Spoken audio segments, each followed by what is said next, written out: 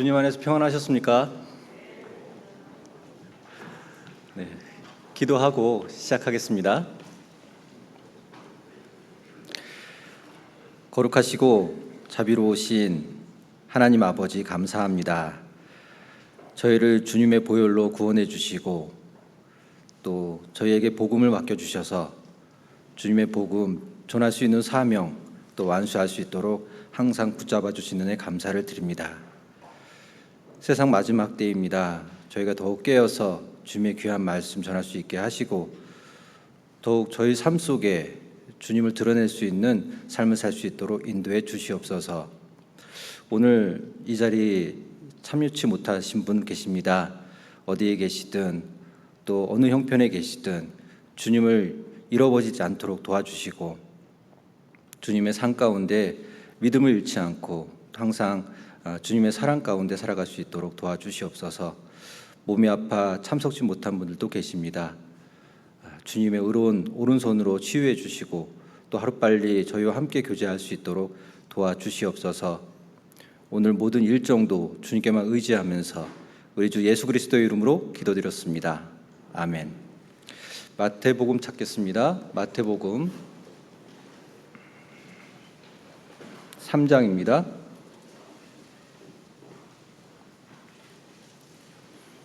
마태복음 3장 16절부터 17절 두 구절 함께 읽도록 하겠습니다. 예수께서 세례를 받으시고 곧 물에서 올라오실새 하늘이 열리고 하나님의 성령이 비둘기같이 내려 자기 위에 임하심을 보시더니 하늘로서 소리가 있어 말씀하시되 이는 내 사랑하는 아들이요 내 기뻐하는 자라 하시니라. 네, 지금 읽은 본문은 예수님께서 이 땅에 오셔서 세례 요한에게 침례를 받는 모습이죠. 침례를 받으실 때에 하늘에서 비둘기가 내리는 것처럼 성령이 임하셨고 그리고 하늘에서 소리가 있었습니다. 어떤 소리가 있었습니까? 내 사랑하는 아들이요 내 기뻐하는 자라 하시니라. 그런데 오늘 본문을 잘 보면요, 성령이 임하시고 그리고 하늘에서 소리가 임하기 전에 어떤 것이 열려 있습니다. 어떤 게 열려 있었습니까? 하늘이 열려 있었던 것이죠. 저희가 하늘이 열려 있는 이 신앙생활을 하게 되면 하나님 앞에 큰 축복을 받는 삶을 사는 거 아니겠습니까? 힘 있는 신앙생활을 할 수 있을 것입니다. 항상 하늘이 열려 있는 것을 저희가 인식하고 살아갈 때에 저희는 우리 삶 속에 결코 하나님 안에서 헛된 삶을 살지 않은 것을 또 믿어 의심치 않습니다. 오늘 하늘에서 소리가 있었습니다. 성령이 임했습니다. 저희는 간절한 마음으로 성령의 역사 속에 살아가고 싶은 그 마음들이 있습니다. 성령 충만한 삶을 살고 싶은 그 마음이 있을 겁니다. 그런데 하늘이 열려 있는 것은 우리가 미처 인식지 못하고 있는 겁니다. 지금도 하늘은 열려 있습니다. 하나님은 여러분들을 보시고 내 마음에 계시고 하늘이 열려 있어서 항상 저희에게 축복을 내려주시는 것을 저희는 인식하며 살아야 하는데 그걸 인식하지 못하고 살아갈 때가 너무 많은 거예요. 이 땅에 예수님이 오셔서 그 닫혀진 하늘문을 열어주셨어요. 이 하늘문은 저희가 힘 있는 신앙생활을 할 수 있는 근거가 되는 겁니다. 성령의 역사가 내려오고 하늘에서 소리가 임하는 그 근거는 무엇입니까? 하늘이 먼저 열려야 돼요. 하늘이 먼저 열리는 그 가운데 저희가 신앙생활을 한다면 저희는 하나님 기뻐하시는 자, 하나님이 사랑하는 자로 살아갈 수가 있을 겁니다. 오늘 본문을 다시 보면 16절 다시 보겠습니다. 예수께서 세례를 받으시고 곧 물에서 올라오실새 하늘이 열리고 하나님의 성령이 비둘기같이 내려 자기 위에 임하심을 보시더니 하늘이 열렸다고 했습니다. 오늘 하늘이 열리는 그러한 말씀 시간이 됐으면 좋겠고요. 오늘 하늘이 열리는 그런 하루가 됐으면 좋겠고요. 그리고 하늘이 열려있는 그 마음으로 신앙생활하는 오늘이 됐으면 좋겠습니다. 마틴 루터, 독일의 마틴 루터, 종교 개혁을 주장했던 마틴 루터가 하늘이 열리는 경험을 하게 됩니다. 이 마틴 루터는요, 항상 두려움 속에 있었다고 합니다. 왜냐하면 구원받기 전에 성경에 하나님의 의라는 단어가 나오면 공포심에 휩싸였다고 합니다. 하나님의 공의의 하나님이라는 것을 알고 이제 심판의 하나님만을 알게 되었으니까 얼마나 두렵겠습니까? 그런데 로마서 1장 17절을 읽으면서 그것이 아니었구나라는 것을 깨닫게 됩니다. 로마서 1장 17절에 복음에는 하나님의 의가 나타나서 믿음으로 믿음에 이르게 하나니 기록된 바 오직 의인은 믿음으로 말미암아 살리라 함과 같으니라. 그 하나님의 의, 공의의 하나님인 줄 알았는데 그게 아니었구나. 이 하나님의 의는 믿음으로 믿음에 이르는 거구나. 하나님의 이 복음을 믿을 때 그때 하나님의 의가 나타나는구나. 그리고 이 하나님의 의가 하나님의 선물이라는 것을 그때 깨닫게 되는 겁니다. 그래서 그날 이 마틴 루터는 이렇게 이야기합니다. 나는 이때 완전히 새롭게 거듭나서 하늘의 열린 문을 통해서 낙원으로 들어가는 것을 느꼈다. 그리고 나는 하나님의 의라는 단어를 이전에 미워했던 만큼이나 사랑하게 되었고 이제 나의 달콤한 단어로 찬양하였다. 하나님의 의가 심판의 하나님이었고 공의의 하나님이었다는 것만을 알 때에는 두렵고 떨리고 괴로웠습니다. 그런데 그 하나님의 의가 이제 선물이고 그리고 복음을 믿는 것이 하나님의 의라는 것을 알았을 때 하늘이 열리고 자신이 이제 하늘 문이 열린 그 열린 문으로 들어가는 것을 느꼈다라는 겁니다. 우리도 각자 삶 속에 하늘이 열리는 경험을 하셨습니까? 주 예수 그리스도의 보혈로 하늘이 열리는 것을 느끼셨습니까? 각자 그런 경험이 다 있으실 겁니다. 저도 2002년 11월 24일에 그 경험을 했거든요. 정말 세상에서 남부럽지 않은 그런 경험을 했습니다. 세상이 아름다웠고 하늘문이 열리는 그 경험을 통해서 내 자신이 삶이 달라졌다는 것을 완전히 제 자신이 느끼는 그날이 있었습니다. 하늘이 열리는 그날. 그 마음으로 그 기분으로 계속 신앙생활 했다면 얼마나 더 좋았겠습니까? 그런데 저의 마음이 기복이 있고 그리고 또 저의 삶 속에 기복이 있다 보니까 그렇게만은 또 안 살게 되더라고요. 그러나 우리는 그때마저라도 하늘문이 항상 열려있다는 것을 인식한다면 쉽게 되돌아올 수 있을 것이고 쉽게 일어날 수 있을 겁니다. 마틴 루터 그 뒤로 얼마나 힘있는 신앙생활을 했습니까? 얼마나 복음을 외치면서 살았습니까? 많은 핍박 속에서도 굴복하지 않고 살아왔지 않습니까? 그것은 하늘문이 열리는 경험을 했기 때문입니다. 우리 삶 속에 하늘문이 열리는 경험을 하기를 바랍니다. 하늘문은 있습니다. 이 성경에 많은 곳이 하늘문이 열렸다라고 표현되어 있는데 우리가 잘 알고 있는 야곱 보십시오. 에서의 형 에서를 피해서 이 베델에 임했을 때 그때 하늘에서 하늘문이 열리는 경험을 했잖아요. 그리고 땅에서부터 하늘까지 사다리가 놓여져 있었고 그 사다리 위로 이 사자들이 오르락 내리락 하는 것을 보게 되지 않습니까? 하늘문은 있습니다. 또한 요한계시록 4장 1절에도 하늘문이 열리는 것을 요한은 보게 됩니다. 그리고 그 요한이 하늘로 올리워져서 세상 마지막 때까지 어떤 일이 있을지 그걸 다 보여주시잖아요. 그리고 요한은 어떤 삶을 살았습니까? 요한계시록을 기록하고 마지막 때에 어떤 일이 있을지 세상에 복음을 전파하는 그래서 끝까지 살다가 복음까지 끝까지 전하다가 그곳에서 죽었지 않습니까? 그리고 에베소에서 순교하고 죽었다라고 이 전승에는 나와 있습니다.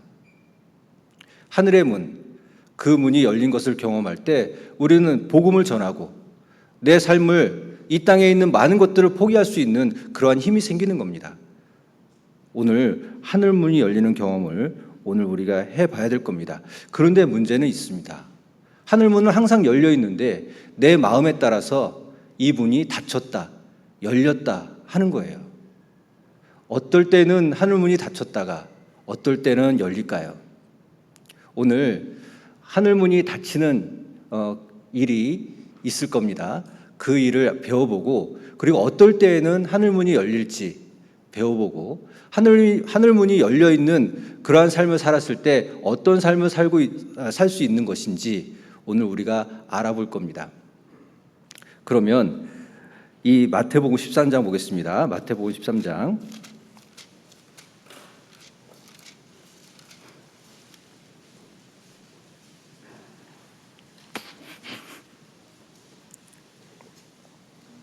11절입니다.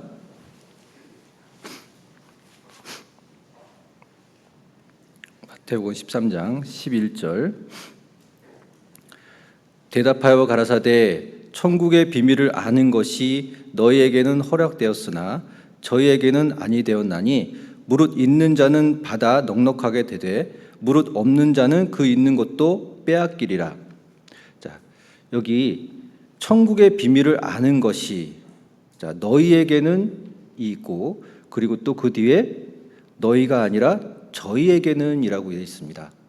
자, 천국의 비밀을 아는 것은 하늘문이 열리는 것이죠. 그런데 여기에 두 종류의 사람이 있는 거예요. 너희가 있고 저희가 있습니다. 너희에게는 허락이 되었습니다. 그런데 저희에게는 허락되지 않았습니다. 어떤 사람에게는 천국문이 열려 있는 것이고 어떤 사람에게는 천국문이 닫혀 있는 겁니다. 어떨 때 천국문이 닫혀 있고 어떨 때 천국문이 열릴 것이냐, 우리가 그걸 통해서 우리가 삶 속에 닫혀 있을 때는 우리가 어떻게 대처해야 되고 열려 있을 때는 어떻게 더 그 열린 문을 더 인정하고 더 따라갈 때 우리가 힘 있는 신앙생활을 할 수 있는지 그걸 구별해야 될 겁니다. 하늘문은 있는 겁니다. 그래서 오늘 어떨 때 먼저는 이 닫히는 것인지를 먼저 알아보겠습니다. 사실 이 천국문은요, 처음부터는 하늘문이 열려 있었습니다. 아담과 하와를 지을 때 이 하늘문은 열려 있었고, 그리고 또 하나님과 그 에덴 동산에서 거닐면서 교제를 하고 있었죠. 항상 언제든지 하나님과 교제하고 싶을 때에는 할 수 있었던 그런 시대였습니다. 그런데 에덴 동산에서 아담이 죄를 범함으로 말미암아 그 열려있던 하늘문은 닫혀졌죠. 그러면서 그 이후에 하나님께서 일부러 하늘문을 열지 아니하면 항상 그 문은 닫혀 있는 그런 시대에 살게 됩니다. 율법 시대죠. 그러다가 예수님께서 오셔서 이 땅에 세례를 받으실 때에도, 이 땅에 오실 때에도 하늘문이 열렸지만, 세례를 받으실 때에도 하늘문은 열렸지만, 완전하게 하늘문을 열어주신 때에는 십자가에서 피 흘려 돌아가실 때, 그때 성소의 휘장이 가운데 위에서부터 아래까지 찢어질 때, 그때 이 우리의 하늘문은 예수님께서 활짝 열어놓게 되신 거죠. 이 땅의 모든 죄를 사해 놓으신 그때에 하늘문은 활짝 열려 있는 것입니다. 이 휘장 찢어진 거죠. 예수님의 몸이 찢긴 거잖아요. 예수님 안에 하나님이 계셨고 하나님 안에 예수님이 계셨습니다. 예수님의 몸이 찢긴 것은 그 예수님 몸 안에 있는 하나님께서 나올 수가 있으셨던 거고, 그리고 밖에 있는 죄인이 예수님을 통해, 예수님의 찢긴 몸을 통해 하나님을 만날 수가 있었던 겁니다. 그렇듯 하늘의 문은 예수님의 몸을 통해서 찢겨졌고 열려진 겁니다. 그 이후로는 항상 열려 있습니다. 그런데 우리 마음에 따라서 우리가 어떻게 사느냐에 따라 이것이 닫혀져 있느냐, 열려져 있느냐, 이것이 이제 바뀌는 거예요. 이게 심각한 문제입니다. 우리가 그리스도인이라고 하는 그리스도인의 삶 속에 하늘문이 열려 있는 것을 인식 못하고 살아갈 때 있잖아요. 기도도 안 됩니다. 말씀도 안 읽혀집니다. 전도도 안 되는 거예요. 그런데 하늘문이 열려 있다라고 인식하잖아요. 그러면 모든 것이 기운이 나고 힘이 나고 새로워집니다. 항상 나와 함께 임재하시는 그 하나님을 인식하면서 살아갈 때 얼마나 힘이 나겠습니까? 하늘문은 항상 우리 곁에 열려 있어요. 먼저 열왕기상 보겠습니다. 열왕기상 8장입니다.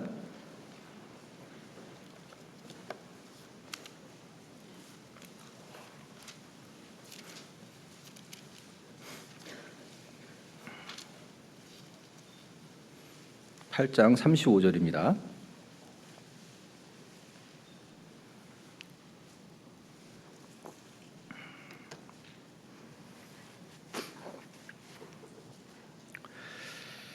만일 저희가 주께 범죄함을 인하여 하늘이 닫히고 비가 없어서 주의 벌을 받을 때에 이곳을 향하여 빌며 주의 이름을 인정하고 그 죄에서 떠나거든. 자, 만일 저희가 주께 범죄함을 인하여 하늘이 닫히고, 자, 어느 때 하늘이 닫히는 겁니까? 주께 범죄함을 인하여 하늘이 닫히는 겁니다. 우리 삶 속에 내 마음 속에 죄를 품었거나 내 삶 속에 죄가 있거나 그리고 내 삶 속에 하나님을 원망하는 그런 마음이 있을 때 그때 하늘 문은 닫히는 겁니다. 하늘의 문은 있는데 어느 때 닫히느냐? 죄 문제예요. 이 죄 문제가 내 삶 속에 끼일 때 하늘은 닫히는 거예요. 하나님께서 내려오는 모든 축복은 그때부터 막히는 겁니다. 이때부터는 내가 기도를 해도 기도가 올라가지 않습니다. 말씀을 읽어도 하나님께서 그 말씀을 열어 주어야 그 말씀이 깨달아지는데 그 말씀이 깨달아지지 않습니다. 교제를 나와도 하나님과 함께 해줘야 즐거운데 교제를 나와도 즐겁지가 않습니다. 왜 그렇습니까? 하나님과 나 사이에 담이 막혀져 있기 때문입니다. 그리스도인은 하나님과 교통되는 것이 그게 삶이에요. 하나님과 항상 이어져 있는 것이 기본이에요. 그런데 죄 문제로 인해서 그리스도인다운 삶을 살지 못한다면 이것 또한 안타까운 일이지 않습니까? 만일 저희가 주께 범죄함을 인하여 하늘이 닫히고 죄는 하나님과 나 사이를 갈라놓습니다. 여호와의 손이 짧아 구원치 못하심도 아니요 귀가 둔하여 듣지 못하심도 아니라 오직 너희 죄악이 너희 하나님과 너희 사이를 내었고 너희 죄가 그 얼굴을 가리워서 너희를 듣지 아니하시게 함이니. 하나님과 나 사이에 아무것도 없어야 되는데 죄라는 담이 끼어 있습니다. 그 죄 문제로 인해서 우리가 하늘문을 열 수 있는 삶을 살 수가 있는데 그러질 못하는 겁니다. 하늘문을 열 때 모든 것이 필요한 부분들이 나에게 충족되는데 내가 요즘 왜 필요한 것들이 충족되지 않고 즐겁지 않고 그리고 내가 뭐 하면서 살아가야 될지 방향이 안 잡힌다. 그렇다면 검사해 봐야 됩니다. 내 마음속에 혹시 죄가 도사리고 있지 않은가? 예레미야 5장도 보겠습니다. 예레미야 5장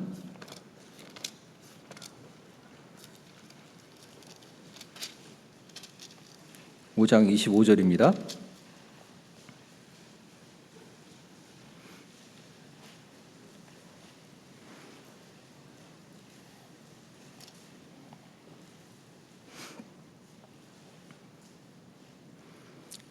같이 읽겠습니다.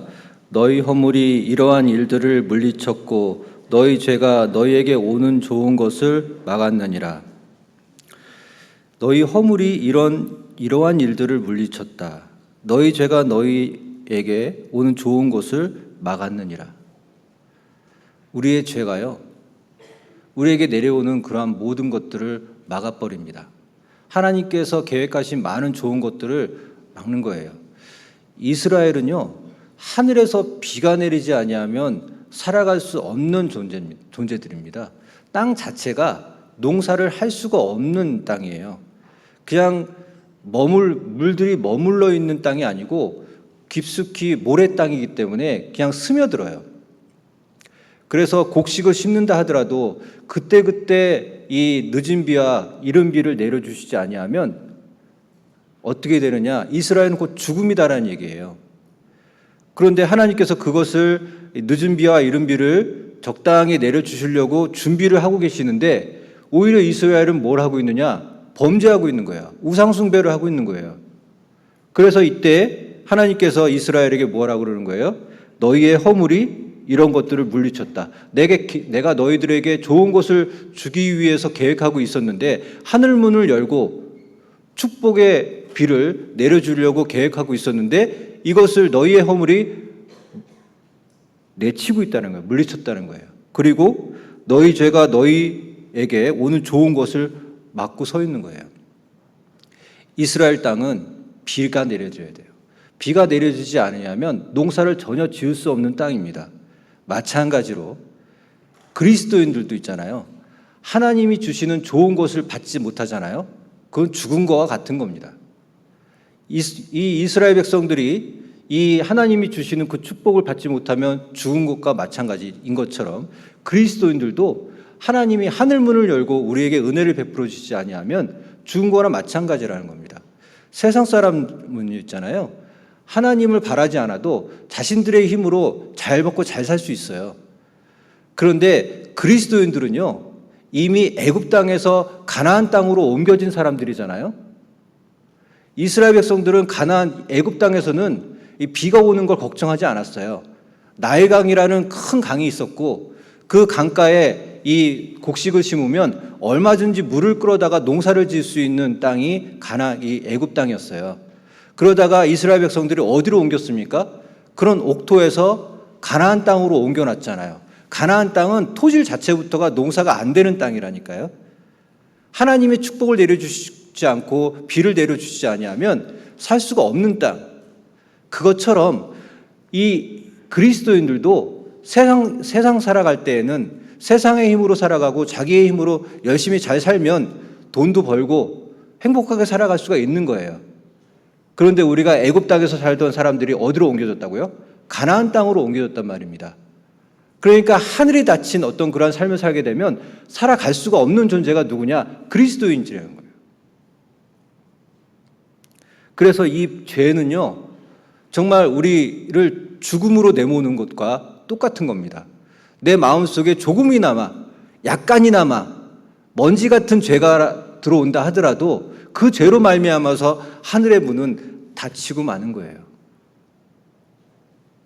마음속에 어떤 허물과 죄가 있다면 그것은 하늘의 일을 물리치는 일이고 그 죄로 인해서 하늘에서 내려오는 좋은 것을 막아버리는 일이라는 겁니다.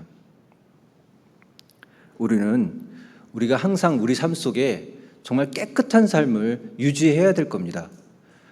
우리가 하늘에서 좋은 것을 내려주면 뭐합니까? 우리의 삶이 지저분하고 더럽다면 그 하나님의 좋은 것을 받을 수 있겠습니까? 디모데전서에 보면은 그 말씀이 있잖아요. 디모데후서입니다. 2장 보겠습니다. 디모데후서 2장.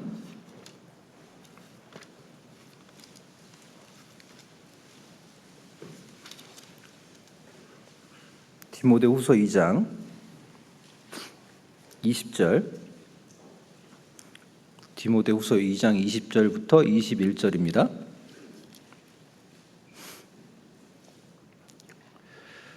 큰 집에는 금과 은의 그릇이 있을 뿐 아니요 나무와 질그릇도 있어 귀 쓰는 것도 있고 천이 쓰는 것도 있나니 그러므로 누구든지 이런 것에서 자기를 깨끗하게 하면 귀 쓰는 그릇이 되어 거룩하고 주인의 쓰심에 합당하며 모든 선한 일에 예비함이 되리라.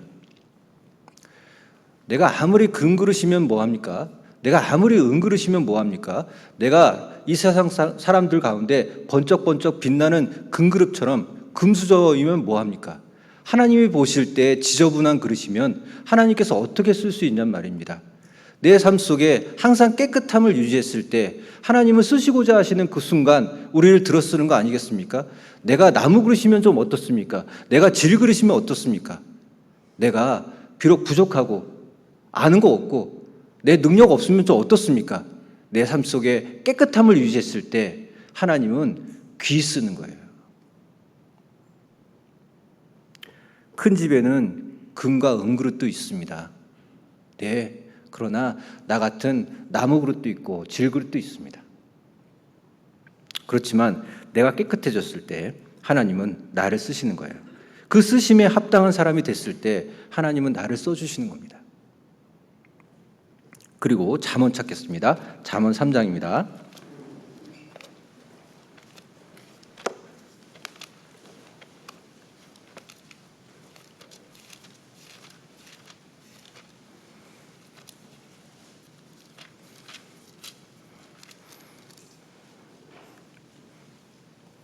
32절입니다. 잠언 3장 32절. 대저 패역한 자는 여호와의 미워하심을 잊거니와 정직한 자에게는 그의 교통하심이 있으며. 우리 그리스도인은요, 하나님의 쓰심에 합당한 그릇이 돼야 되는데, 그러기 위해서는 어떻게 해야 되느냐? 먼저 정직해야 됩니다. 우리 그리스도인이 제일 처음 해야 될 것, 세상을 향해서 해야 될 건 어떤 일이 있더라도 정직해야 됩니다. 내가 아무리 잘못한 것이 있다 하더라도 그것을 숨기는 것이 아니라, 은폐하는 것이 아니라 하나님 앞에 정직해야 되는 거예요. 다윗처럼 솔직하게 내 마음을 드러내고, 그리고 하나님 앞에 나아가야 될 때, 그때 하나님은 나에게 죄가 있다 하더라도 그때 하늘문을 열어주세요. 내 인생 가운데 하늘문을 닫았다 하더라도 내가 정직하면 정직히 내 죄를 실토하고 회개하고 하나님 앞에 나아갔을 때 나를 그렇게 깨끗하다 해주시는 거예요. 대저 패역한 자는 여호와의 미워하심을 잊거니와 정직한 자에게는 그의 교통하심이 있으며. 하나님의 교통하심, 하늘문이 열려 있는 거죠. 정직한 자에게는 하늘문이 열려 있습니다. 우리 그리스도인은 항상 정직한 삶을 살아야 될 겁니다.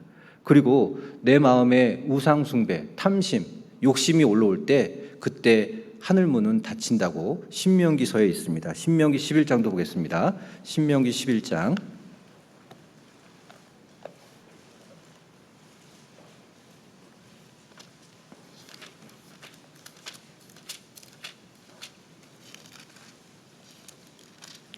16절입니다. 신명기 11장 16절 17절.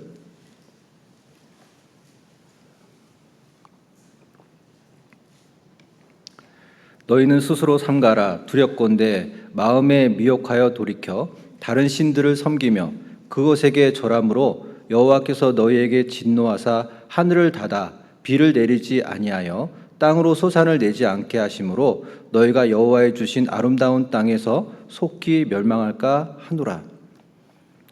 여기 우상 숭배했을 때, 내 마음속에 탄심이 있을 때, 내 마음속에 세상이 내 마음속에 들어왔을 때 하늘을 닫아버리는 거예요. 하나님께서 하늘을 닫는 일이 있습니다. 그리고 이 비는 성경에서는 하나님의 은혜로 자주 사용하게 되는데요. 하나님께서 우리에게 주시는 그 은혜로 우리는 그리스도인들은 살아간다고 말씀드렸잖아요. 그런데 닫아버리는 거예요. 왜요? 내 마음속에 세상을 사랑하는 마음이 있으면 하나님은 하늘을 닫아버리신다라고 이야기하는 겁니다. 하늘을 닫아 비를 내리지 아니하여. 이스라엘은 아까도 말씀드렸지만 비를 내려야지만 생존할 수 있는 겁니다. 우리 그리스도인은 하나님의 은혜 가운데 있어야지만 생존할 수 있는 겁니다. 우리 삶 속에 진정 죄를 멀리해야 돼요. 하늘의 문이 항상 열려 있는 것을 보시려면, 항상 하나님의 임재하심을 보려면 하늘의 문이 열려 있고 예수 그리스도를 보고 하나님을 두 눈으로 직접 목격하고 싶으실 때 어떻게 해야 되냐? 바로 죄 문제를 해결해야 되는 겁니다. 그때 우리는 하늘의 문이 열려 있는 것을 경험하게 될 겁니다. 그리고 어떤 분이 하늘의 문이 닫혀 있는 것을 경험하시느냐? 교회를 멀리하게 될 때 하늘의 문은 닫혀집니다. 그 옛날 아브라함에게 축복을 내리셨죠. 그리고 아브라함과 함께 아브라함의 축복을 받은 자, 그와 함께 하는 사람들은 다 하나님께서 같이 축복을 주시기로 약속을 하셨습니다. 그런데 롯은 어땠습니까? 아브라함을 떠나는 것으로 결정했죠. 그러면서 롯은 그곳에서 이 교회를 떠나는 것과 마찬가지잖아요. 아브라함을 떠났을 때, 그때 정말 불 가운데 얻은 구원처럼 그렇게 자신의 몸 하나만 달랑, 그리고 딸 둘만 이렇게 얻어서 나왔지 않습니까? 소돔과 고모라의 땅, 그 땅은 불 가운데 얻은 그러한 축복일 것입니다. 그래서 이 하나님께서 아브라함에게 복의 근원으로 만들어 주셨고, 그리고 이 신약 시대에 이 교회가 복의 근원으로 만들어 주신 겁니다. 이 교회를 멀리하는 것은 하나님을 멀리하는 것이고, 그리고 하나님의 이 열려져 있는 그 하늘의 문을 닫는 것과 마찬가지인 것입니다. 그리고 또 고난을 통해서 하나님께서 우리에게 축복을 내려주시고 하늘문을 열어주시는데 고난을 일부러 회피하시는 분들도 계시는 거예요.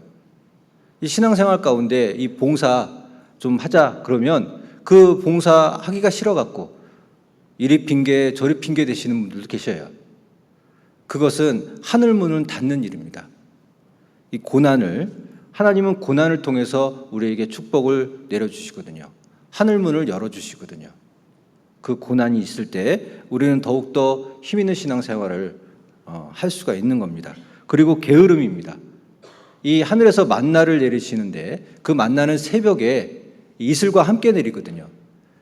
그런데 게으르게 되면은 그 만나를 거둘 수가 없잖아요. 그래서 이 하나님의 축복을 받는 어떤 그런 원천에는 내가 부지런함이 섞여 있어야 되는 겁니다. 부지런해야 하나님의 일도 할 수 있는 것이고 하나님의 축복이 그 만나처럼 내렸을 때 거둘 수 있는 거 아니겠습니까?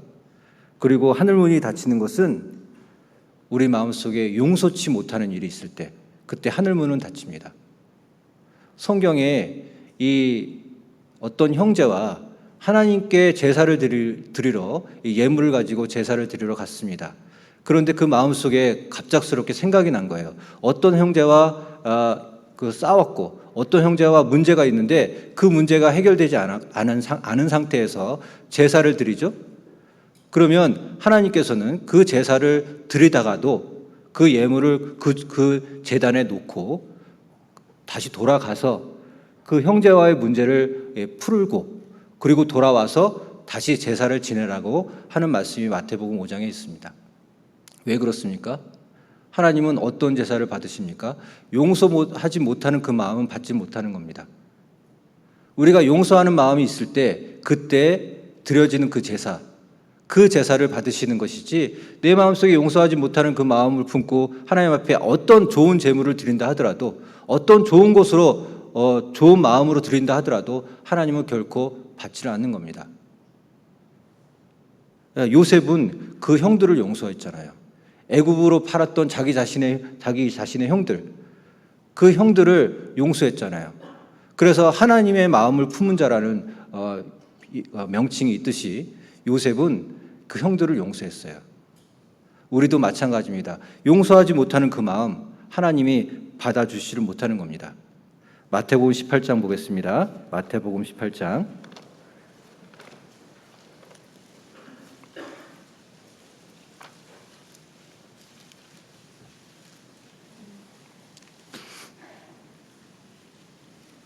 35절입니다.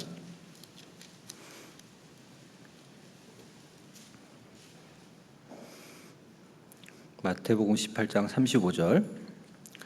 너희가 각각 중심으로 형제를 용서하지 아니하면 내 천부께서도 너희에게 이와 같이 하시리라. 어떤 왕이요, 그 1만 달란트 빚진 자를 용서하게 됩니다. 너무 불쌍해서 1만 달란트를 탕감해줘요. 그런데 이 탕감받은 자가 자신에게 100데나리온을 빚진 자를 용서하지 못하는 거예요. 그래서 그 100데나리온을 빚진 자를 감옥에 가둬버려요.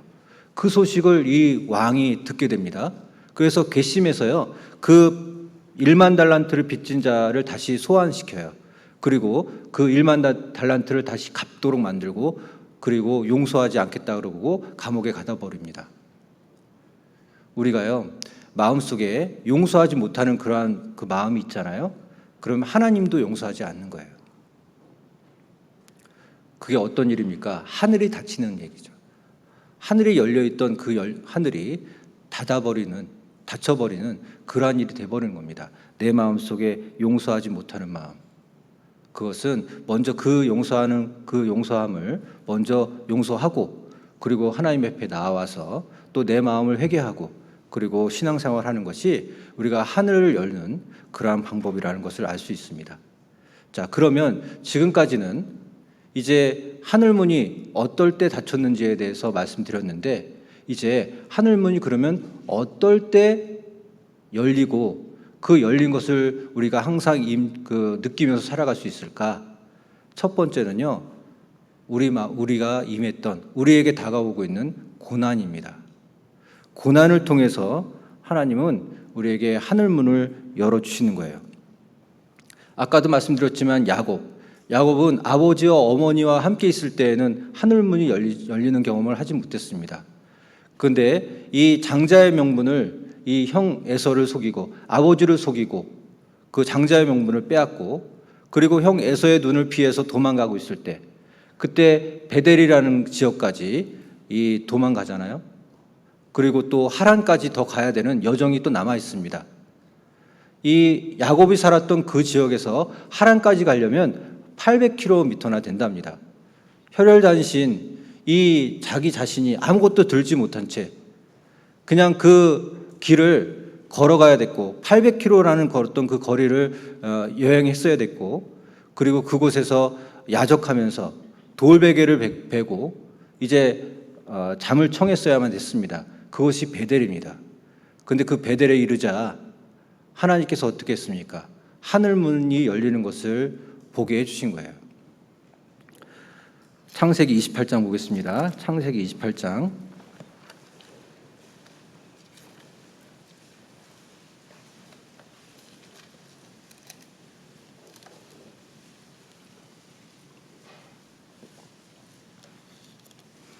10절입니다.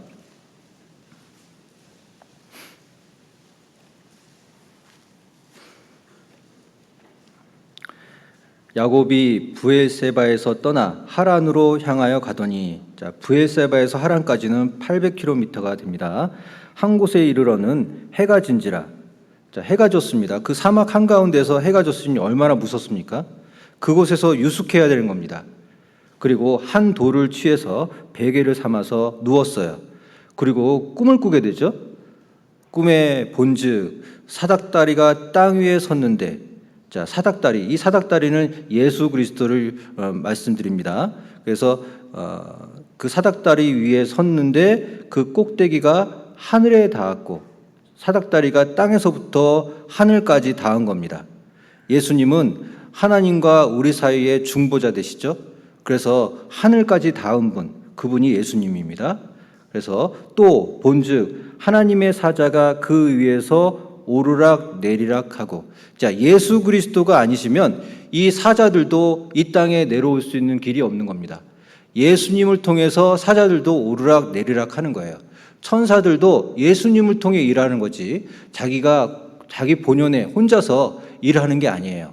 예수님을 통해 그 길을 통해서 하늘에서 이 땅에 내려올 수가 있고 예수님을 통해 이 땅에서 하늘로 올라갈 수 있는 그 길, 유일한 길, 그 길은 오직 예수 그리스도인 거죠.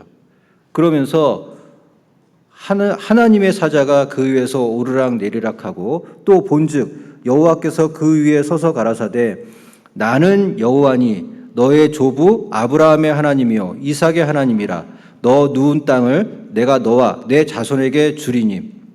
이때부터 야곱에게 하늘이 열리고 그 하늘이 열린 그곳에서 야곱에게 축복이 내려지죠.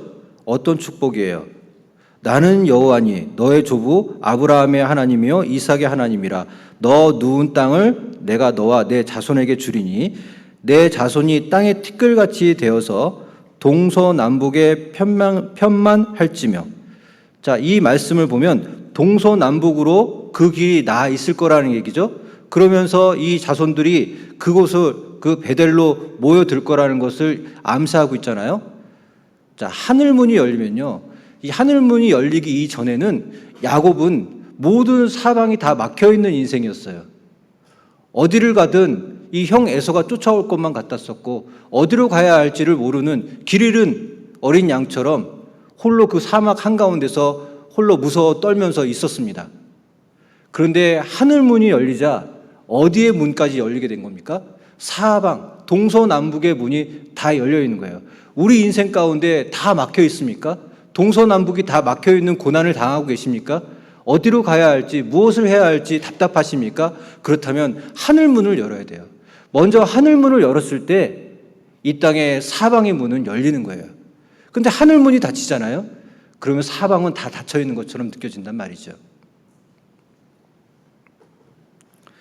동서남북에 편만할지며 땅의 모든 족속이 너와 내 자손을 인하여 복을 얻으리라.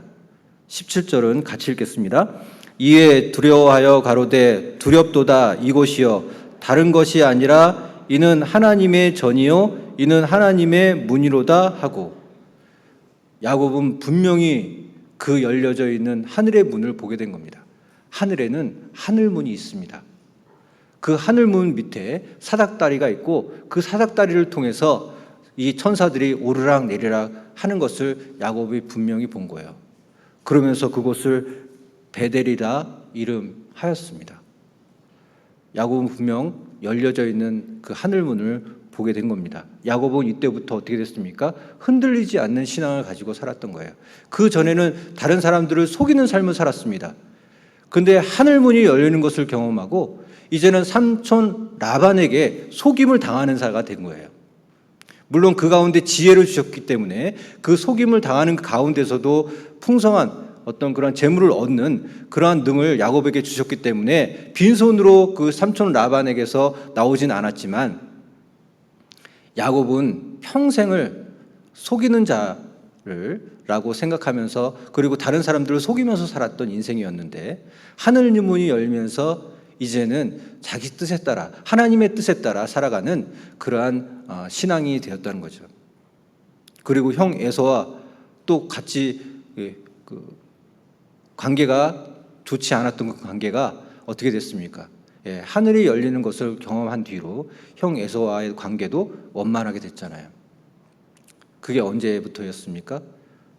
이 야곱이 회개했던 그 회개의 순간이 어떤 거였습니까? 하늘문이 열리는 것을 경험했을 때인 겁니다. 그런데 야곱은 이 아버지와 어머니와 브엘사바에 있을 때는 하늘문이 열리는 것을 경험하지 못해요. 그런데 고난 가운데, 어찌할 바를 모르는 어떤 그러한 고난 가운데 있었을 때 하늘문이 열렸잖아요. 마찬가지예요. 우리 욥도 똑같습니다. 욥도요, 뭐 훌륭한 신앙을 가졌죠. 정직하기도 하고, 그리고 또 하나님께 합당한 자라고 명할 정도로 욥은 아주 좋은 신앙을 가졌습니다. 그런데 그 욥은 어떤 신앙이었습니까? 듣고만 있는 신앙이었던 거예요. 들어서 아는 신앙이었습니다. 하나님은 그런 욥을 더 큰 자로, 그리고 더 귀한 자로 만들고 싶었던 겁니다. 그래서 이 욥도 고난 한가운데다가 던져버린 거예요. 그래서 그 욥이 어떤 신앙을 갖게 되었습니까? 귀로만 듣던 신앙이 이제 자기 두 눈으로 보는 신앙으로 바뀌었잖아요. 욥기 찾겠습니다. 욥기 42장.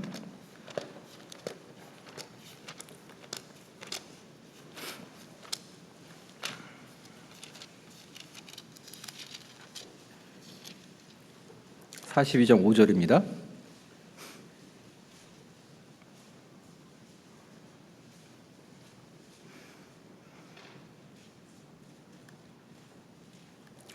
내가 주께 대하여 귀로 듣기만 하였었더니 이제는 눈으로 주를 배움나이다.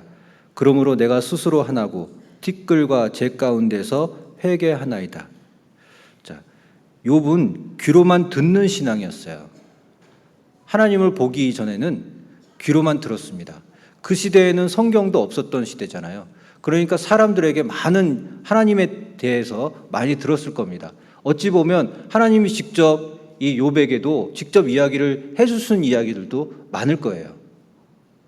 듣고만 있었던 그 신앙, 그것만으로도 너무 훌륭합니다.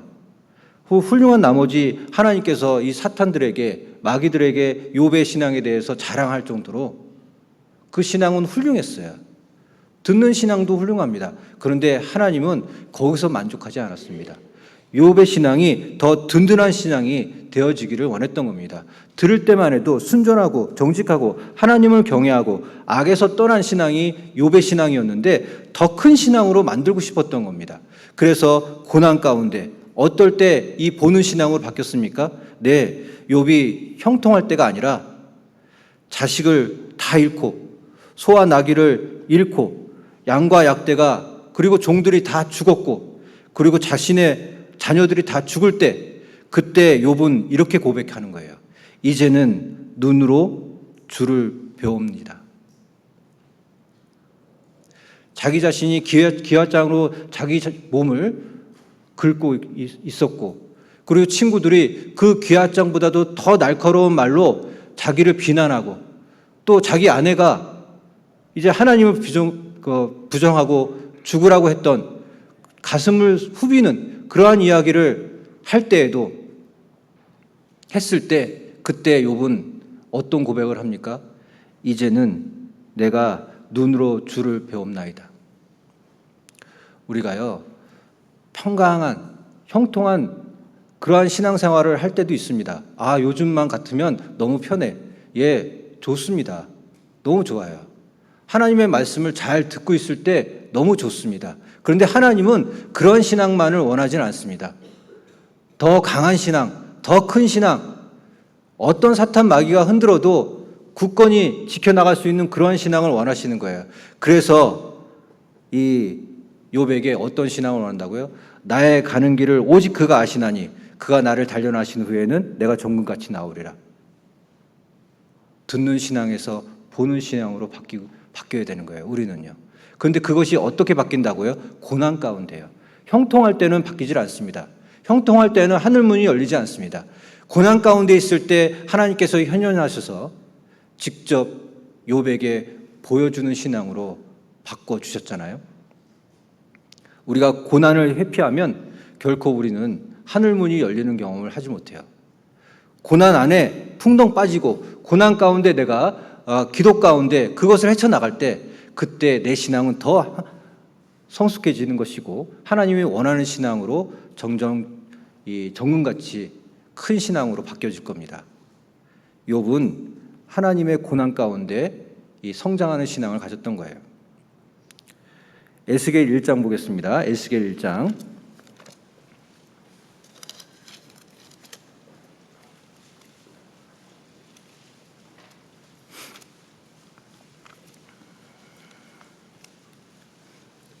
에스겔 1장입니다.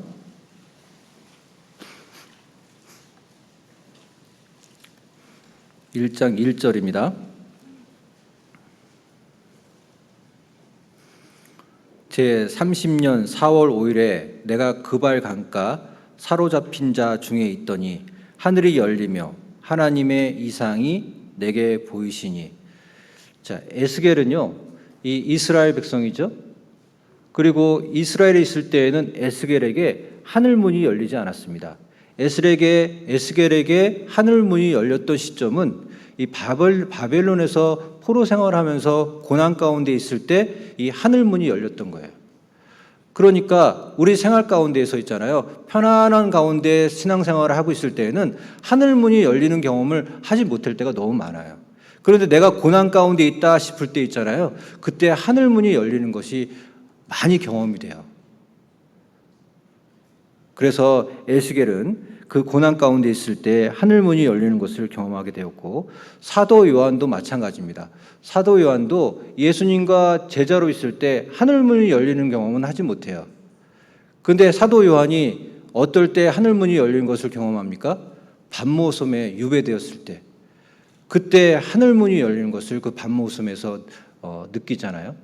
그러면서 하늘로 불려 올라가서 하나님의 많은 것들을, 세상 종말의 많은 것들을 보여주시잖아요. 요한계시록 4장 찾겠습니다. 요한계시록 4장 1절입니다.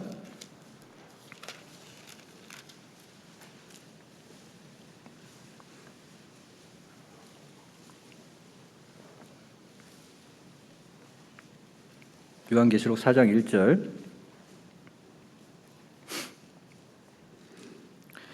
이 일 후에 내가 보니 하늘에 열린 문이 있는데 내가 들은 바 처음에 내게 말하던 나팔 소리 같은 그 음성이 가로되 이리로 올라오라.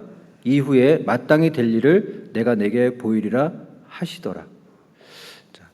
이 일 후에 내가 보니 하늘에 열린 문이 있는데, 하늘에는요 열린 문이 있는 거예요. 요한 시대에도 예수님께서 십자가에서 열어놓으신 그 문은 요한 시대에도 열려 있는 거예요. 우리 시대에도 열려 있는 거예요. 그리고 그 요한을 하늘로 불려 올려서 하나님의 말씀과 하나님의 계획을 다 보여주죠. 어떤 걸 봤습니까? 하나님의 보좌를 봤어요. 24장로들을 봤습니다.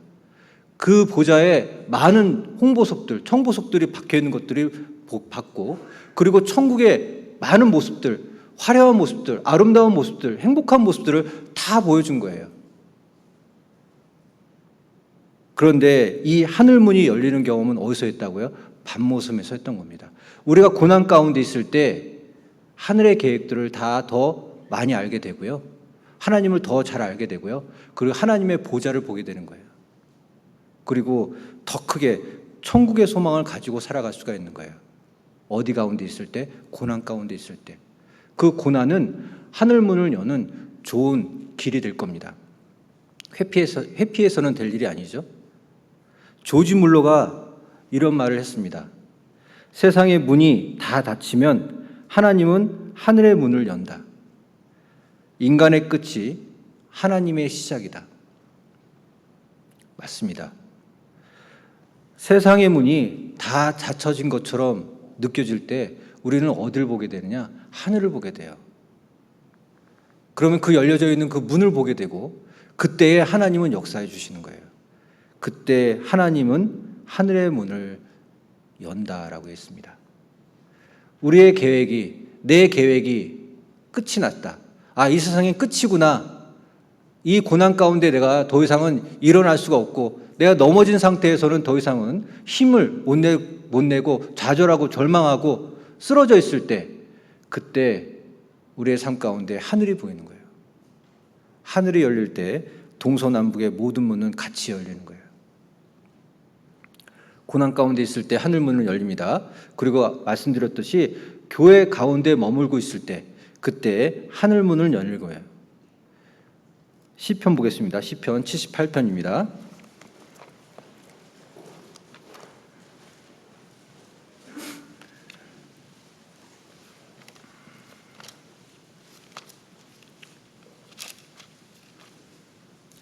(23절) (25절) 23절부터 25절까지. 그러나 저가 오히려 위에 궁창을 명하시며 하늘문을 여시고 저희에게 만나를 비같이 내려 먹이시며 하늘 양식으로 주셨나니 사람이 권세 있는 자의 떡을 먹으며 하나님이 식물을 충족히 주셨도다. 이 광야교회에서 머물고 있을 때 하나님께서 하늘문을 여시고 저에게 만나를 비같이 내려 먹이셨다고 그랬습니다. 이 교회는 하나님의 축복의 통로예요. 이 교회는 하늘문을 여는 좋은 통로입니다. 이 교회에 머물고 있을 때 우리가 열매를 맺는 삶을 살 수가 있는 거 아니겠습니까? 그래서 포도나무의 비유에서도 붙어 있기만 하면 우리가 열매를 맺는 삶을 살 수 있다라고 말씀하시는 것처럼, 우리가 이 교회에 붙어 있고 이 교회에 머물러 있을 때 그때 우리가 하늘에서 내리는 그 만나를, 비같이 내리는 그 만나를 먹을 수가 있는 거예요. 그런데 그때 이 교회를 통해서 하늘의 문은 열리는 겁니다.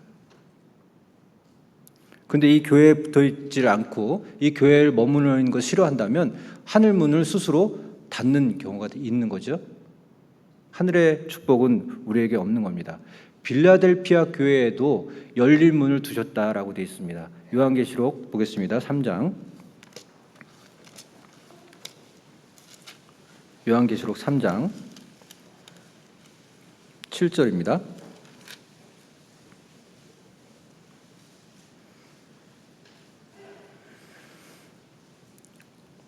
(8절까지) 빌라델피아 교회의 사자에게 편지하기를 거룩하고 진실하사 다윗의 열쇠를 가지시니 곧 열면 닫을 사람이 없고 닫으면 열 사람이 없는 그이가 가라사대 볼지어다 내가 내 앞에 열린 문을 두었으되 능히 닫을 사람이 없으리라. 내가 내 행위를 아노니 내가 적은 능력을 가지고도 내 말을 지키며 내 이름을 배반치 아니하였도다. 자, 빌라델피아 교회에 열릴 문을 두었는데 그 열릴 문을 둔 근거가 어디에 있습니까? 내 말을 지키고 그리고 내 이름을 배반치 않았던, 그리고 적은 능력으로 이 하나님의 말씀을 지키면서 살았던 그 교회가 빌라델피아 교회였던 거예요. 그 교회에 하나님께서 열릴 문을 두었다고 그랬습니다. 이 열릴 문을 둔 이 열릴 문은 누구도 닫을 자가 없다고 되어 있죠. 예수님께서 이 두신 이 열린 문, 이 문은 아무도 닫을 자가 없는 겁니다. 예수님만이 닫을 수가 있고 하나님만이 닫을 수가 있는데 우리 인간으로서는 닫을 자가 아무도 없는 거예요. 그곳에 빌라델피아 교회에 이 열린 문을 두셨다고 되어 있습니다. 오늘 이 봉성교회에도 하나님께서 열린 문을 두셨어요. 이 교회를 통해서 하나님의 은혜가, 하나님의 축복의 통로로 이 교회를 사용하고 계시는 거예요. 이 교회에 열린 문을 두셨습니다. 어떤 은혜도 이 교회를 통해서 하늘 문을 열고 내려오는 거예요. 그리고 그 사다리를 통해서 사자가 오르락 내리락 하고 있는 그 중에 우리가 이 가운데 있는 겁니다. 예수 그리스도께서 임재하시는 그 교회, 이 빌라델피아 교회가 바로 우리 이 교회 아니겠습니까? 그리고 또 하늘문을 여는 아주 귀한 열쇠가 있습니다. 무엇입니까? 기도죠. 한번 찾겠습니다. 누가복음 3장입니다. 누가복음 3장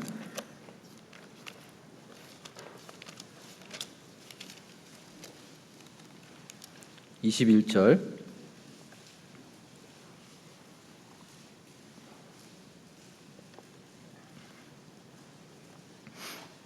누가복음 3장 21절 22절 백성이 다 세례를 받을새 예수도 세례를 받으시고 기도하실 때에 하늘이 열리며 성령이 형체로 비둘기같이 그의 위에 강림하시더니 하늘로서 소리가 나기를 너는 내 사랑하는 아들이라 내가 너를 기뻐하노라 하시니라.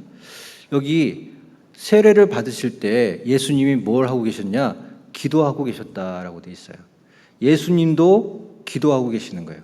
이 기도할 때 어떻게 됐다고요? 하늘의 문이 열렸다고 되어 있습니다. 하늘의 문은 기도할 때 열리는 거예요. 이 하늘의 문은 기도가 키예요, 키. 그래서 하늘 문을 여는 좋은 키는 뭐냐? 기도인 거죠. 엘리야가 기도할 때 있잖아요. 하늘 문이 닫혀요. 근데 엘리야가 기도하잖아요. 하늘 문이 열려요. 그런 기도를 엘리야가 했거든요. 이 문은 닫히기도 하고 열리기도 하는 거예요. 그 능력 있는 기도, 그것은 하늘 문이 열려 있을 때만 가능한 겁니다.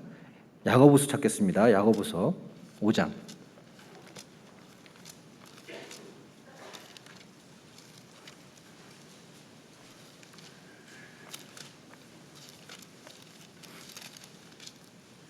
야고보서 5장 17절입니다.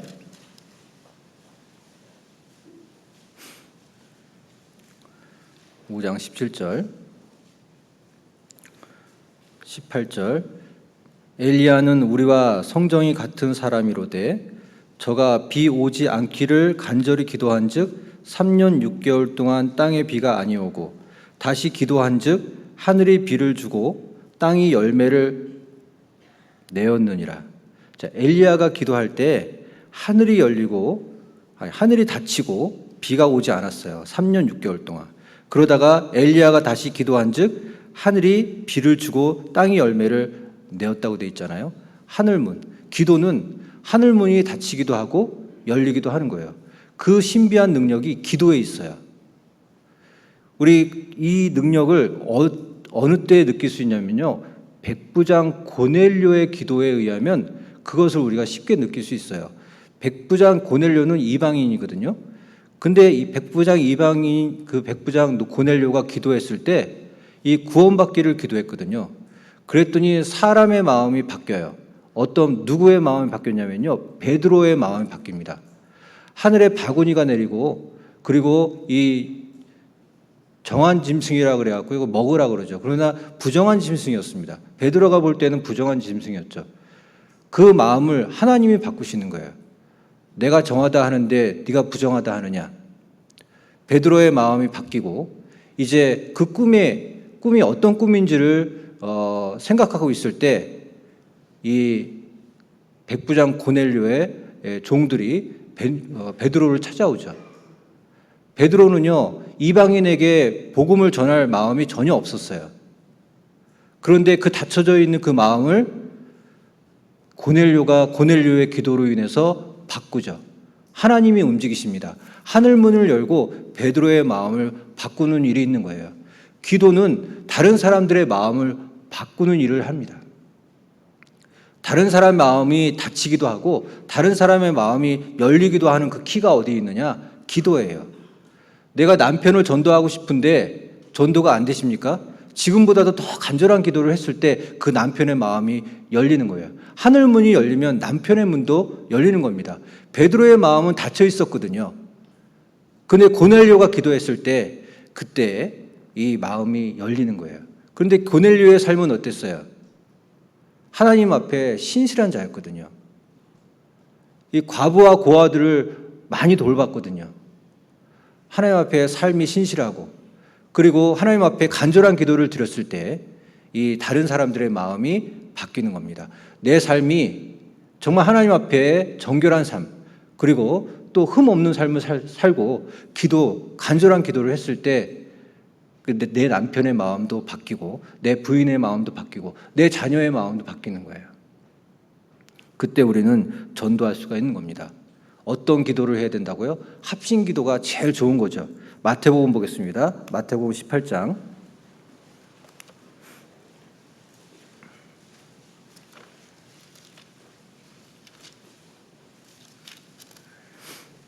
18절입니다.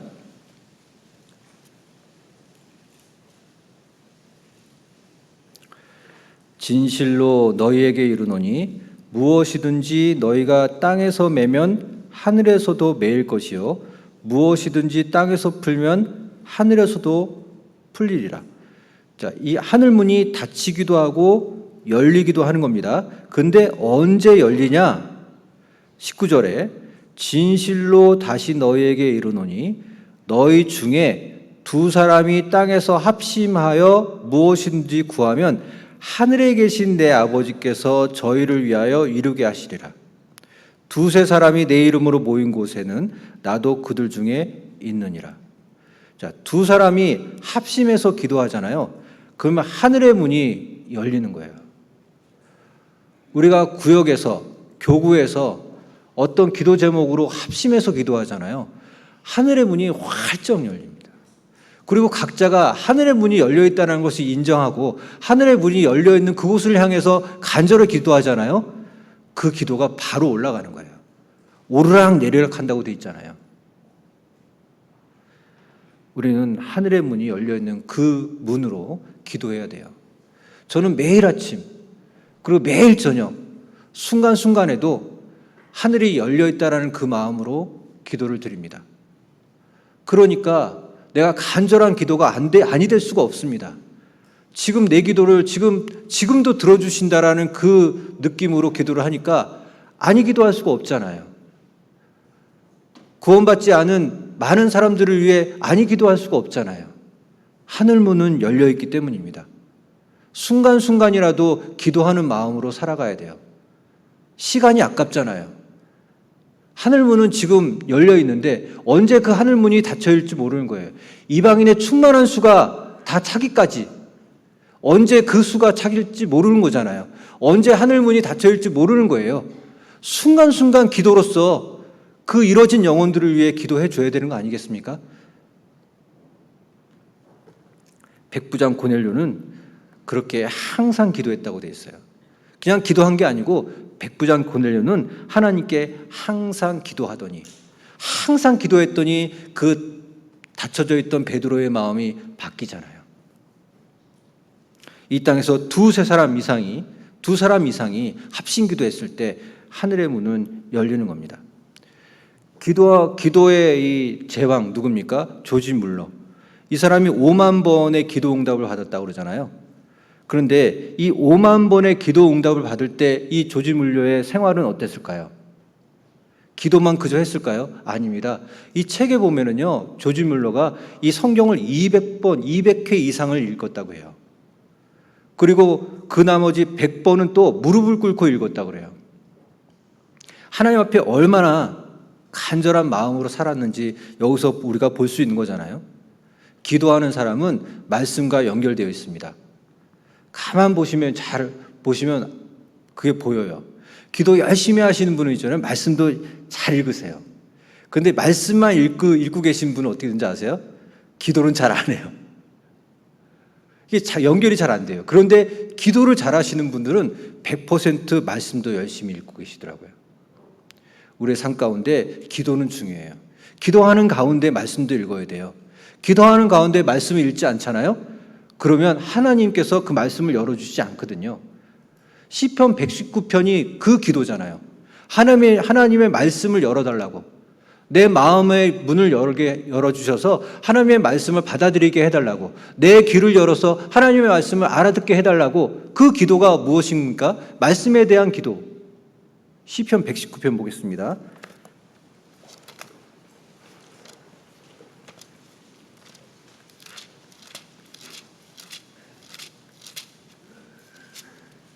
시편 119편 18절입니다.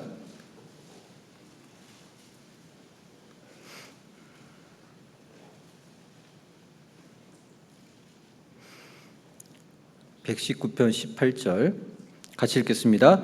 내 눈을 열어서 주의 법에 기이한 것을 보게 하소서. 내 눈을 열어서 주의 법에 기이한 것을 보게 하소서. 이 말씀은요, 기도하는 가운데 읽으셔야 돼요. 하나님께서 이 말씀의 눈을 열어주시지 아니하면 주의 법에 기이한 것을 깨달을 수가 없어요. 그저 그냥 내가 많이 알고 싶어서 성경책 읽잖아요. 깨닫는 게 아니고 이것은 문자를 그냥 읽는 거죠. 근데 기도하면서 읽잖아요. 그러면 그 가운데 심오한 하나님의 천국의 비밀을 우리에게 알려주시는 게 있어요. 기도하면서 말씀을 읽어야 돼요. 그래서 기도를 열심히 하시는 분이 말씀도 열심히 읽는 경우가 많습니다. 또 찾겠습니다. 130절입니다. 130절.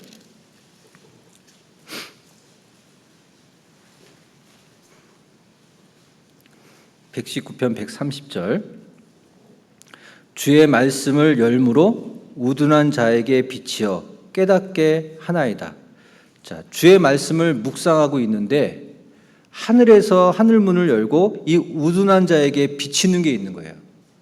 그 하나님께서 비춰주시는 그 말씀이 있어야 내가 깨달을 수가 있는 거예요. 내가 그저 이 성경책을 연다 그래서 깨달아지는 게 아니라 기도하는 가운데 하나님께서 주시는 그것이 내가 깨달아지는 거예요. 조지 휘필드가 이런 말을 했습니다. 자신의 일기장에다가 이런 말을 했어요. 나는 가능하면 한 절, 한 단어를 읽을 때마다 기도했다. 말씀은 참으로 내 영혼의 고기요 음료였다. 매일 위로부터 새로운 생명과 빛과 능력을 공급받았다. 조지 휘필드가 말씀을 읽을 때 어떤 식으로요? 한 절을 읽을 때마다, 한 구절을 읽을 때마다 기도했대요. 그 기도가 없이는 하나님의 뜻과 하나님의 말씀을 깨달을 수가 없는 거예요. 우리가 기도하는 가운데 이 말씀을 읽고 기도하는 가운데 살아갈 때 하늘문이 열리는 거예요. 그 열리는 그곳에서, 그 문에서 우리에게 은총과 깨달음과 하나님의 축복이 내려지는 거죠. 기도, 그리고 말씀. 하늘문을 여는 좋은 키입니다. 그리고요, 우리가 하늘문을 열 수 있는 방법 중에 하나가 감사하는 삶이에요. 감사하는 삶을 살아갔을 때 하늘문은 우리에게 열려지는 겁니다. 시편 찾았으니까 100편 보겠습니다. 100편.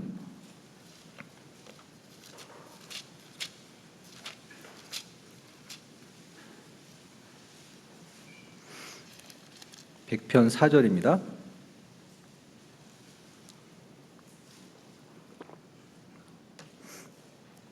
(100편) 4절. 같이 읽겠습니다. 감사함으로 그 문에 들어가며 찬송함으로 궁정에 들어가서 그에게 감사하며 그 이름을 송축할지어다. 감사함으로 그 문에 들어가며 찬송함으로 그 궁정에 들어가서 그에게 감사하며. 자, 감사가요, 그 문으로 들어갈 수가 있는 거예요. 하늘에 열려있는 그 문으로 들어갈 수 있는 좋은 그 길이 뭐냐? 감사한 거예요. 감사할 때 하늘 문을 열려요. 감사할 때 이 가정이 행복한 가정이 돼요. 감사할 때 우리 가정이 작은 천국이 됩니다. 제가 그것을 느꼈어요.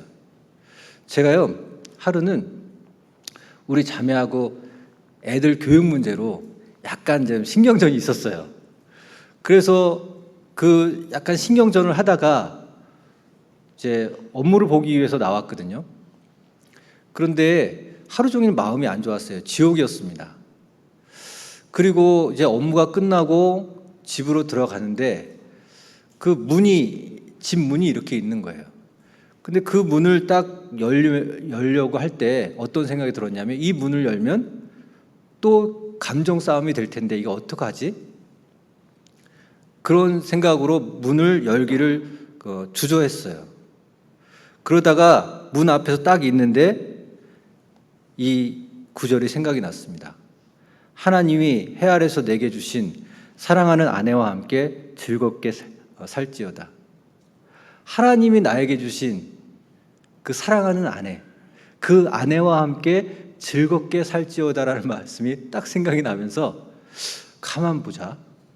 내가 즐겁게 살아야 되는데 왜 내가 이렇게 괴로우면서 이 문을 열기를 주저했지? 이 문은 사랑의 문이고, 내 여우 같은 자매, 그리고 토끼 같은 아이들이 있는 이 천국, 우리 집은 작은 천국, 이 천국의 문을 내가 열고 들어가면 될 것을 왜 주저하고 있지? 그렇게 생각하니까 그 주저하는 그 문, 열고 싶지 않은 그 문이 무슨 문이 되었냐? 감사의 문이 되었어요. 하나님 감사합니다.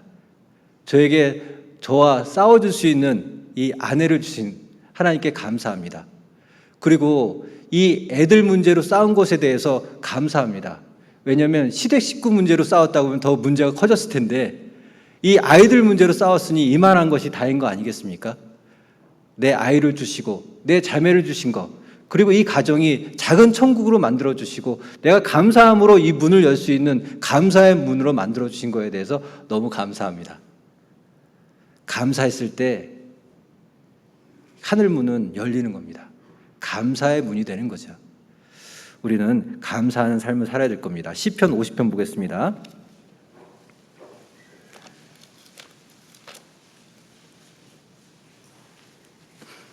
시편 50편 23절입니다.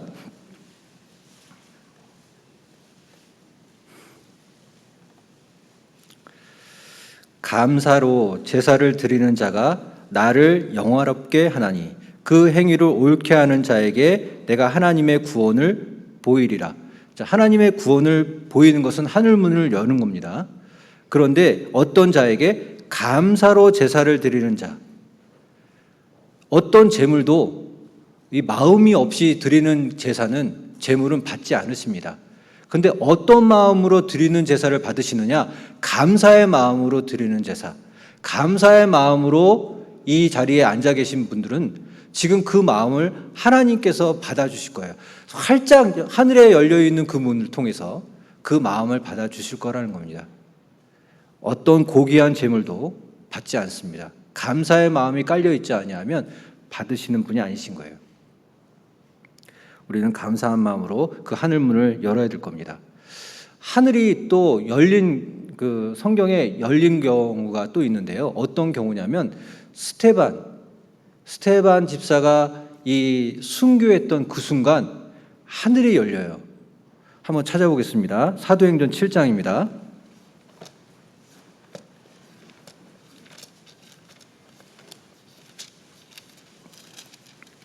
7장 55절입니다.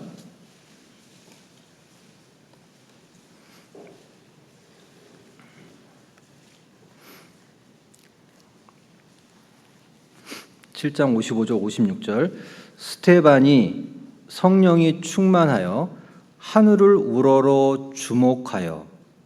자, 하늘을 우러러 주목한다는 것에 유념해 주시고요. 하나님의 영광과 및 예수께서 하나님 우편에 서신 것을 보고 말하되, 보라, 하늘이 열리고 인자가 하나님 우편에 서신 것을 보노라 한대. 자, 스테반은요, 하늘을 우러러 주목하는 사람인 거예요. 참 대단한 사람이죠. 이 상황이 어떤 상황이에요? 그 사람들이 예수님을 증거한다라는 그 이유 하나만으로 자기 자신을 돌로 쳐 죽이는 상황이에요. 그 두렵고 그리고 이 목숨을 구해야 되는 그러한 형편이잖아요.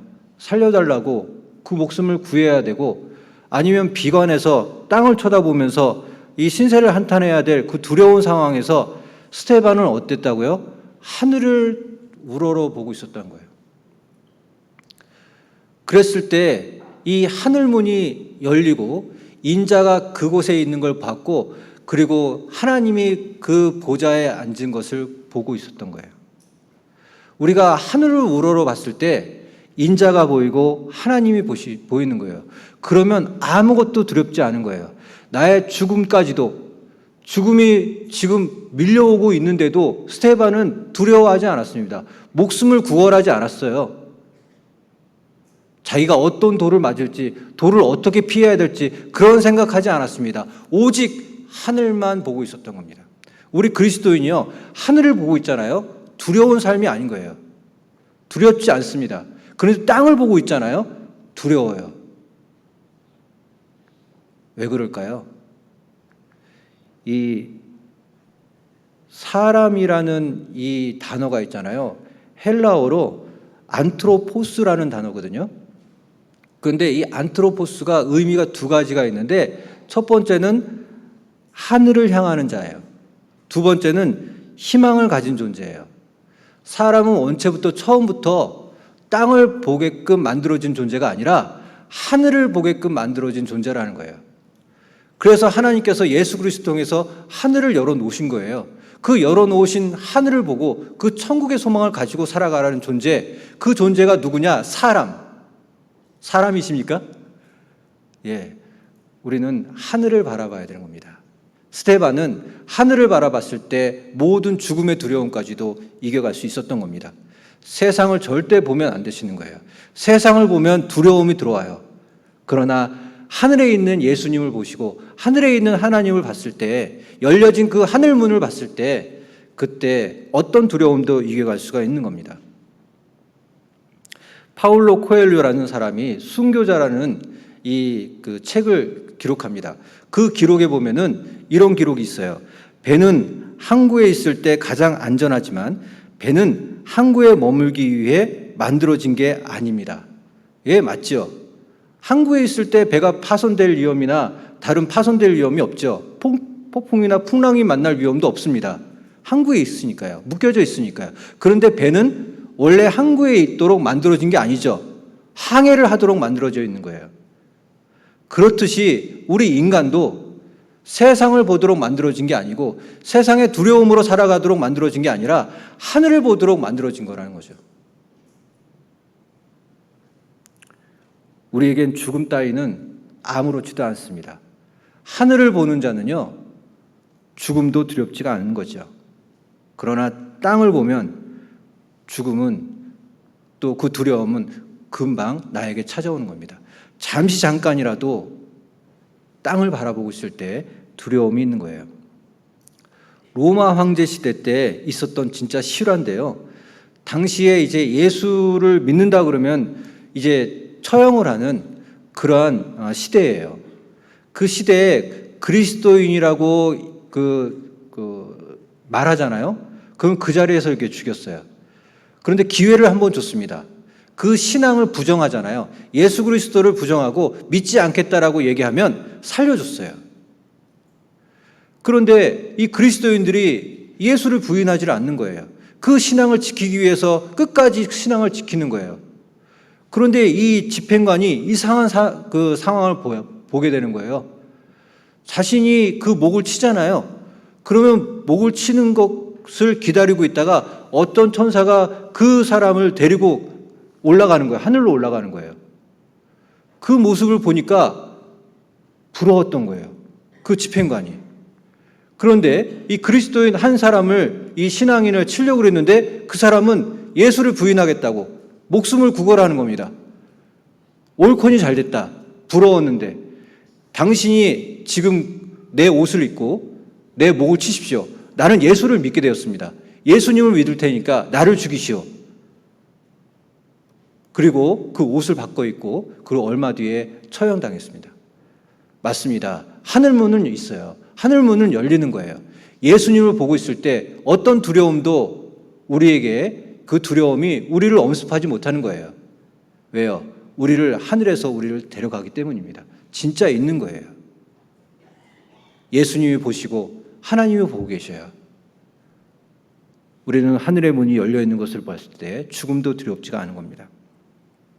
스테반은 그렇게 그 순교를 당했던 겁니다. 그러나 스테반 참 대단합니다.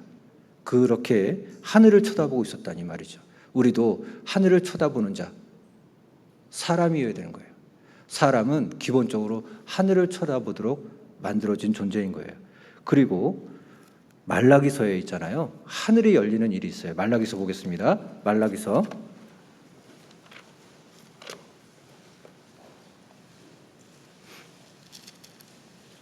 3장입니다.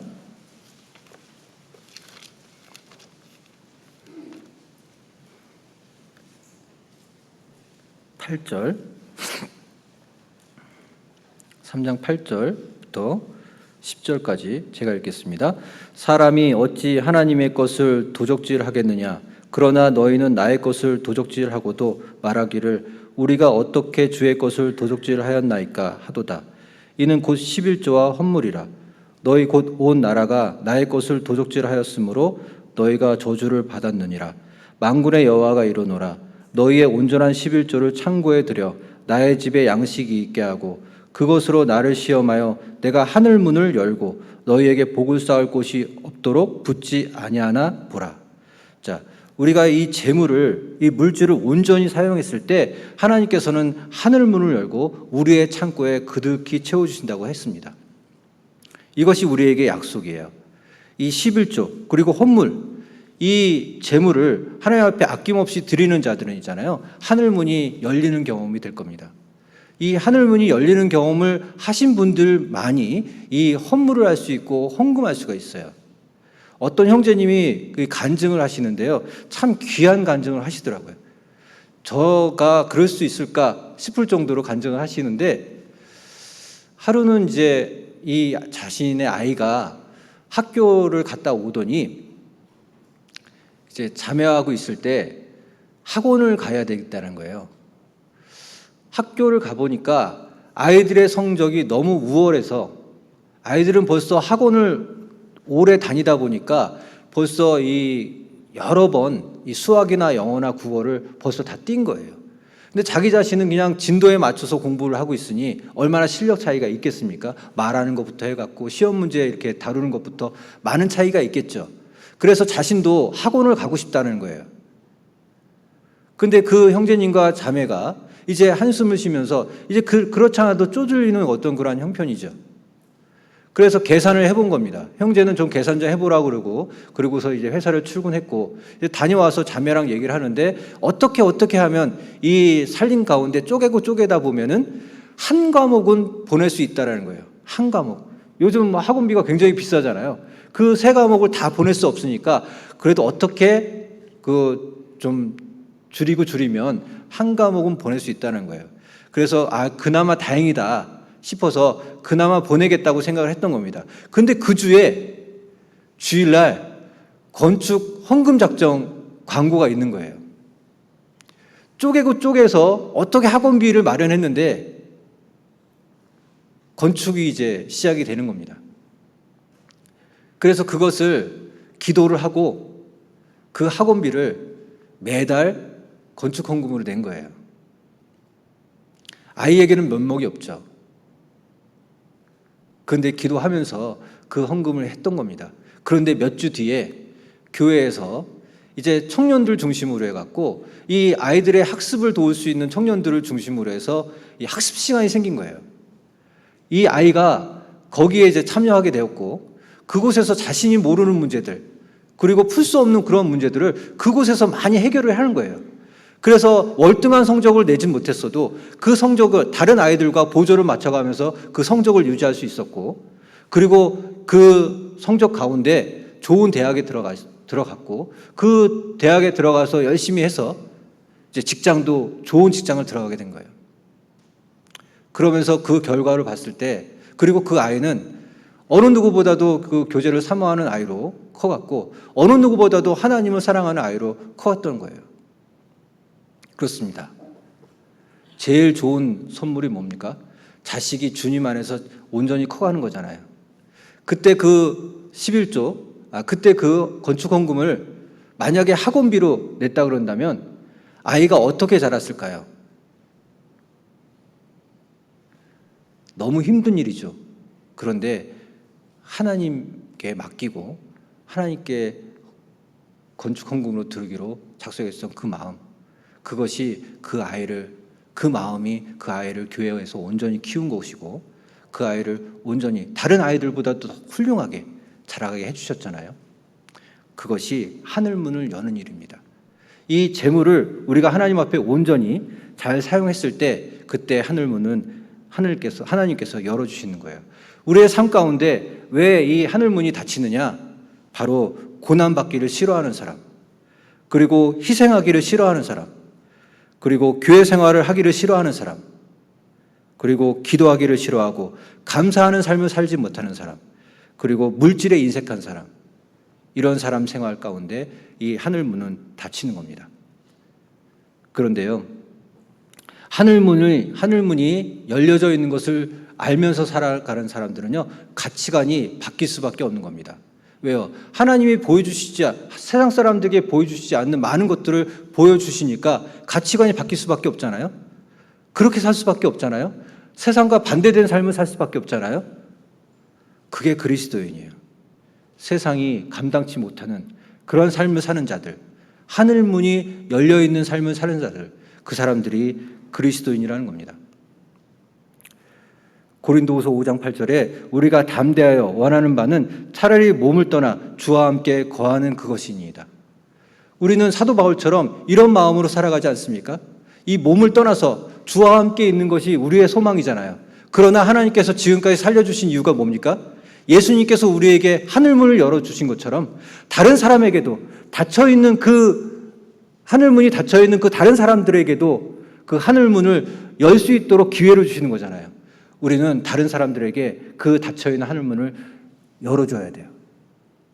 그러기 위해서 우리는 이 땅에 머물러 있는 것이지 이 땅에 머물러 있는 이유가 하나도 없는 거예요. 사도 바울처럼 하늘에 있는 것이 더 편하고 더 행복한 거 아니겠습니까? 왜요? 우리는 하늘을 쳐다보는 사람들이기 때문입니다. 하늘을 쳐다봐야 소망이 생기는 사람들이기 때문입니다.